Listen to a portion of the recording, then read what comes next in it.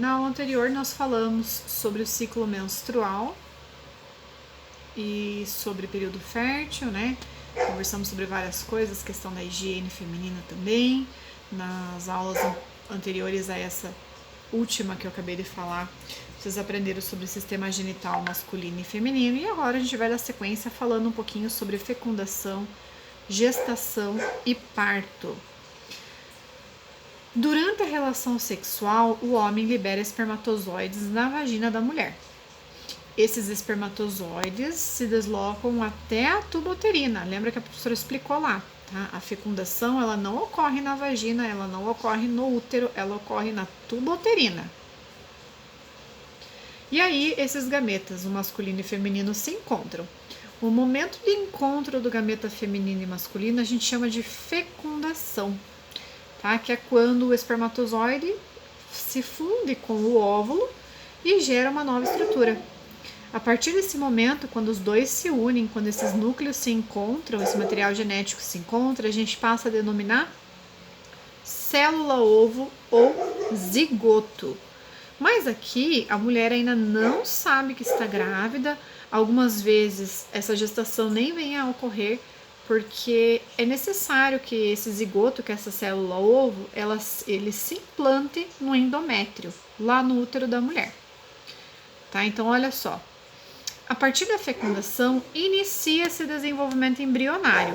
Tá? Então, o embrião se fixou lá no endométrio, um acontecimento que a gente chama de nidação, tá? Que é quando ele vai se fixando, né, lá no endométrio. Olha aqui, ó, nidação, tá? E aí o que acontece? E outra coisa que eu esqueci de citar aqui, que essa célula ovo, esse zigoto, ele vai se deslocando pelas tubas uterinas com auxílio de cílios que existem na tuba uterina, tá? E de contrações musculares. Aí tá, esse embrião ele vai se fixar no útero, no endométrio, que é a parte interna. Esse momento a gente chama de nidação ou implantação. Às vezes aqui acontece da mulher ter um pequeno sangramento que vai coincidir com a data prevista para a menstruação. Então, algumas mulheres ainda não descobrem que estão grávidas aqui, vão descobrir depois lá na frente, quando atrasa bastante, quando elas percebem que esse sangramento é diferente do sangue menstrual. Nem todas as mulheres conseguem detectar a nidação, nem todas as mulheres têm esse sangramento de implantação, tá?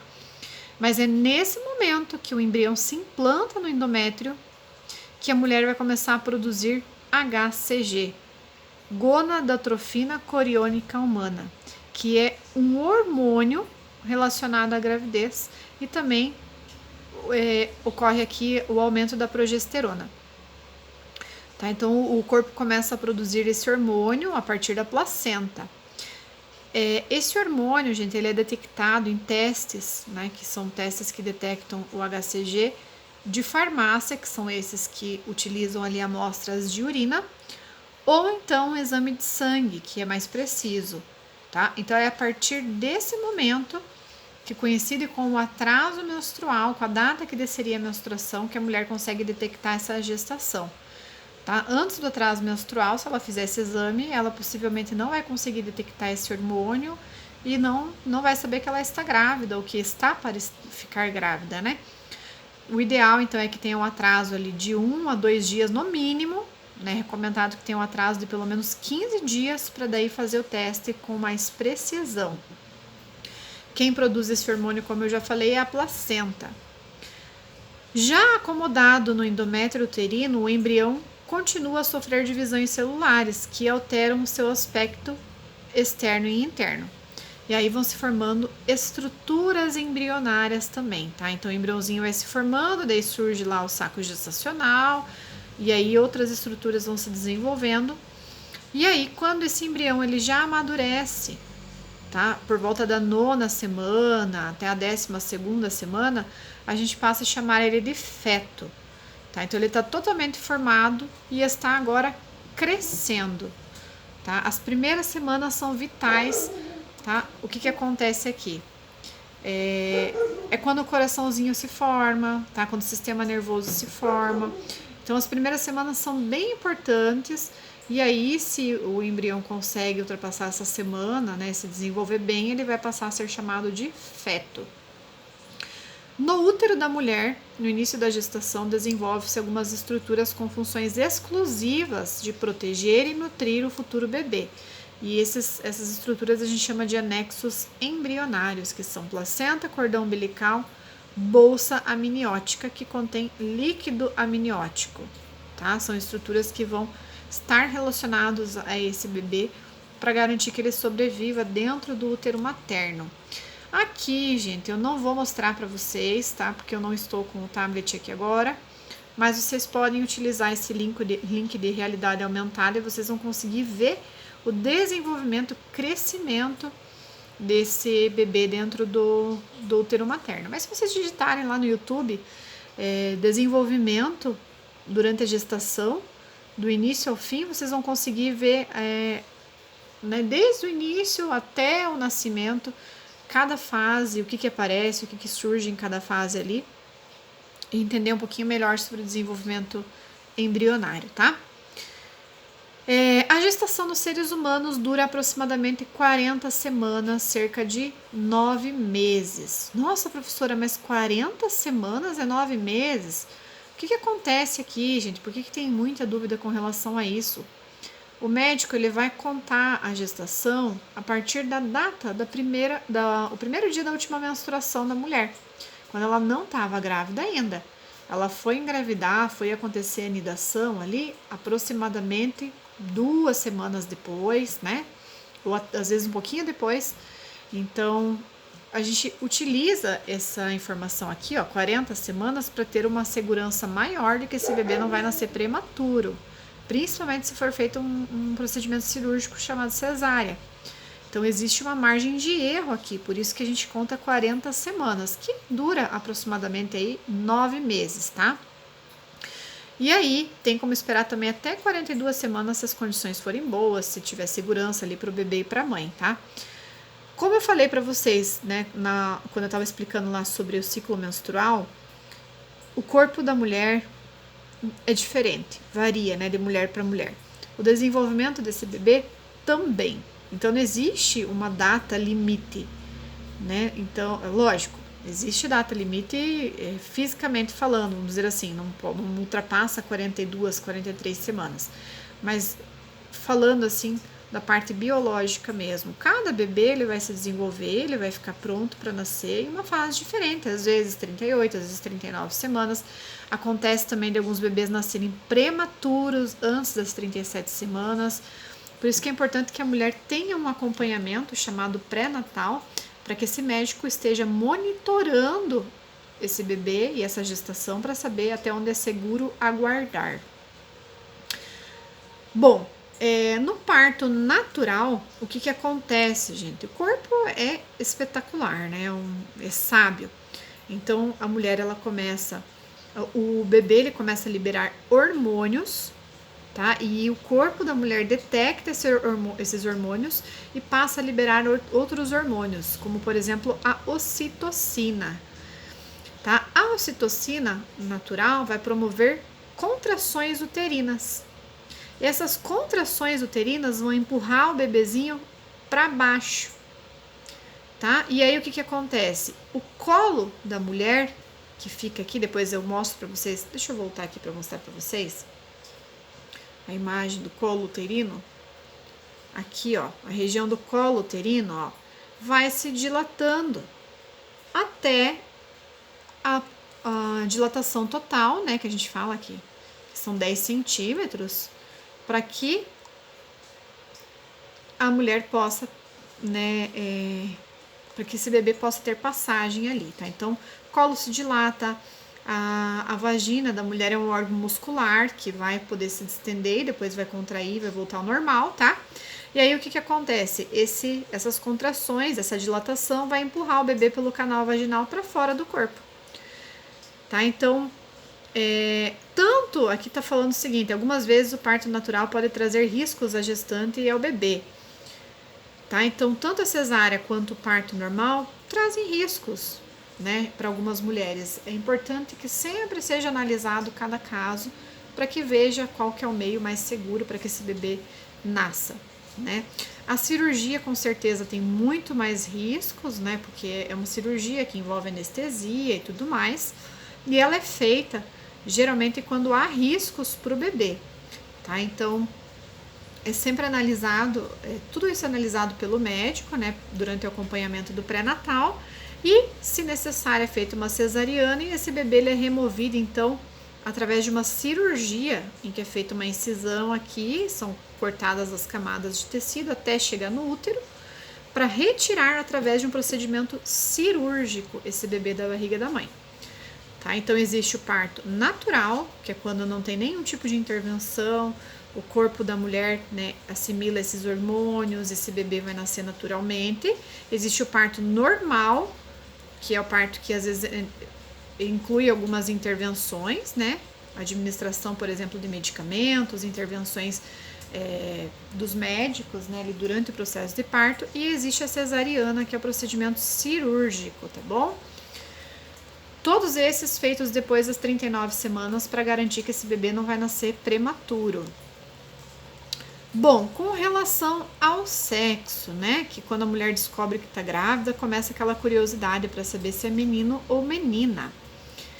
Durante a fecundação, o sexo dessa criança é determinado por um par de cromossomos. Os homens têm 2 cromossomos sexuais, chamados X e Y. Como os espermatozoides carregam metade dos cromossomos, alguns espermatozoides carregarão X e outros Y. Nas mulheres, os 2 cromossomos são X. Então, o ovócito sempre vai carregar X. Então, as mulheres carregam XX e os homens carregam XY. Como esses cromossomos vão ser divididos, né? Às vezes o espermatozoide vai estar carregando o X, às vezes o Y. Quem vai determinar, então, o sexo desse bebê é o espermatozoide. Se o ovócito for fecundado por um espermatozoide que carregue X, o que vai acontecer? Vai ficar uma dupla de X e vai nascer uma menina, XX. Se o espermatozoide carregar um Y, será menino, XY. Portanto, o espermatozoide é quem define a carga cromossômica, a definição de cromossomo para dizer se vai ser um menino ou uma menina. Tá? Então, o que, né, isso não regula, né? Tem gente que fala assim, mas essa mulher ela só tem tem mais meninas na família, então a tendência é que ela tenha uma filha. Não, quem vai definir é o espermatozoide, tá bom? No caso dos gêmeos, depois eu vou explicar melhor. O que influencia são as características na família da mulher, mas eu já vou explicar o porquê. Uma curiosidade, olha como a medicina avançou, como essa parte de avanço, né, tecnológico é importante aqui e muitas vezes traz benefícios, né? Na maioria das vezes. Existe hoje um exame chamado sexagem fetal. Então, através de exame de sangue, a partir ali aproximadamente da 8ª semana, a mulher consegue descobrir se é menino ou menina. É lógico que isso é feito em laboratório particular, né? E aí, nesse exame é detectada a presença desse cromossomo, X ou Y. Tá? Então, a gente tem acompanhado, agora virou moda, né? Esses chás de revelação para saber o que é o bebê. E as mulheres, antes de descobrir através do ultrassom, já descobrem através de exames laboratoriais. Bom, com relação à gestação múltipla gemelar, existem 2 tipos, tá? Os gêmeos podem ser, então, monozigóticos univitelinos ou idênticos, tá? São as 3 nomenclaturas que a gente utiliza. Ou então, dizigóticos, bivitelinos ou fraternos, também chamados de gêmeos não idênticos. Importante, gente, tá? Quando são gêmeos idênticos, sempre vão ser do mesmo sexo, tá? Então não existe isso, mas nasceu gêmeos idênticos de sexos diferentes. Não, eles podem ser muito parecidos, mas eles sempre vão ser do mesmo sexo. Aqui não. Aqui podem ser 2 meninos, 2 meninas, ou um menino, uma menina, ou então até às vezes trigêmeos, né? Enfim. Gêmeos monozigóticos originam-se quando um único ovócito, por isso que, né, um único ovócito e um único espermatozoide, por isso que esses bebês vão ser do mesmo sexo, durante a divisão celular, acabam formando 2 ou mais embriões. Então, eles são geneticamente iguais e têm o mesmo sexo. Então, um único espermatozoide e um único óvulo deram origem a gêmeos, trigêmeos, enfim. Mas, durante a divisão celular que ocorreu, então, o surgimento desses embriões. Já os gêmeos dizigóticos, ou também chamados de bivitelinos, ou fraternos, ou não idênticos, o que acontece? Às vezes, e é mais comum, a mulher acaba liberando mais de um ovócito, tá? É chamado de poliovulação. Isso acontece por questões genéticas, né, hereditárias, por questões hormonais. Às vezes, essa mulher está próxima de entrar a menopausa, então o corpo começa a liberar, às vezes, mais de um ovócito, tá? Porque logo ela vai deixar de ovular, né? E às vezes acontece da mulher, então, produzir mais de um ovócito em um mesmo ciclo. E aí, como o homem libera milhões de espermatozoides no corpo da mulher, esses espermatozoides diferentes, que podem ser inclusive de carga genética, né, XY, diferentes, vão fecundar esses ovócitos, tá? Então pode ser dos sexos diferentes, crianças diferentes. Já vi casos de nascer, por exemplo, crianças com cor de pele diferente, cabelo diferente, cor de olho diferente. Por quê? Porque são originados de espermatozoides diferentes, tá? Então, aqui existe variação. Então, olha só, aqui tem um esqueminha para vocês entenderem melhor. Gestação de gêmeos monozigóticos ou idênticos, um espermatozoide, um ovócito, um único óvulo fecundado. Lembra que o óvulo é depois que houve fecundação, né? Se divide em duas células, tá? E as divisões celulares continuam até determinado momento, quando o embrião se divide em dois. E aqui nós temos gêmeos idênticos. Nesse caso aqui, gêmeos dizigóticos ou não idênticos, a mulher libera mais de um ovócito. Aqui no exemplo nós temos 2, mas às vezes é 3, às vezes é mais. Tá? Então, esses ovócitos são fecundados por 2 espermatozoides. E aí, esses embriões vão se dividir de forma independente, tá? E aí, o que acontece, gente? Aqui, ó, no caso aqui dos gêmeos idênticos, às vezes os anexos embrionários são compartilhados. Então, uma gestação que traz um pouquinho mais de risco, porque se um for nascer prematuro, o outro também vai ter que nascer. Aqui, se um, por exemplo, tivesse nutrindo mais, o outro vai ter baixo peso. É complicado, é uma gestação de risco, tá? Algumas pessoas perguntam assim, professora, mas existe a possibilidade de mais de 3 bebês? Sim, existe, tá? Principalmente quando a fecundação é in vitro, quando é feito um tratamento artificial, essa mulher às vezes tem mais zigotos colocados ali no seu organismo e esses embriões se dividem, e aí é uma gestação múltipla que com certeza traz muito mais riscos do que uma gestação natural, tá?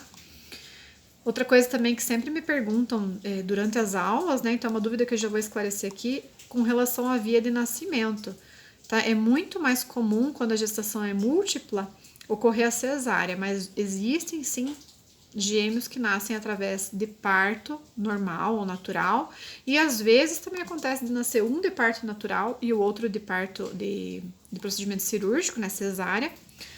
E tudo isso, gente, é uma gestação gemelar, ela tem que ser muito bem acompanhada, porque é uma gestação que pode trazer riscos maiores, né?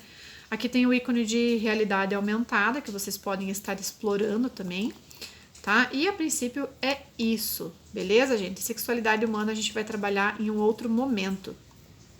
Espero que tenha sido esclarecido, que todas as informações tenham sido esclarecedoras, que vocês tenham conseguido aprender bastante com essas aulas. Qualquer dúvida que vocês tenham, vocês já sabem, podem me procurar, qualquer curiosidade. E aí, durante as lives, vocês podem estar conversando um pouquinho mais sobre isso com a professora, tá bom? Então, até a próxima aula.